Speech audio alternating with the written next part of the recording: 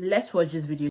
Why is Muhammad such an easy target for us? According to me, it's because Muhammad was the most obvious false prophet in history. According to Robert, it's because the people inventing Muhammad for their new religion made him sound like the most obvious false prophet in history, when they could have made him sound like absolutely anything they wanted. The most reliable, most trustworthy, most miraculous person who've ever walked the planet. Instead, they come up with a guy who thought he was demon-possessed, repeatedly tried to commit suicide, delivered revelations from Satan, was a victim of a magic spell, delivered false prophecies, accepted a meal prepared by a woman whose family had just slaughtered, dying like a rat, and being completely exposed as a false prophet. This doesn't make sense. When we look at the Muslim sources, we learn that the prophet married more women and girls than his own revelations allowed, married the wife of his own adopted son after causing the divorce by lusting after her, loved sucking on the tongues of little boys, was constantly covered in semen, and left us with a pretty good idea of where that semen came from, and he died in exactly the way the Quran said he would die if he was a false prophet. That's what they came up with. A Jewish woman offers to cook Muhammad a meal, even though he just slaughtered her entire family. There are about 8 billion people in the world. You could ask all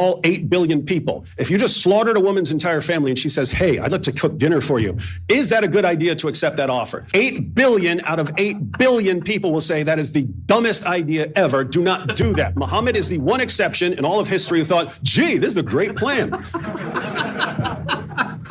The poison ate away at Muhammad's internal organs, and he died in horrible agony. Because look at what Muhammad said when he was dying. I continued to feel pain from the morsel which I had eaten at Khaybar. This is the time when it has cut off my aorta. Why is that a strange detail to invent if you're making up stories about Muhammad? Because according to the Quran, that's exactly how Muhammad was told he would die if he was a false prophet.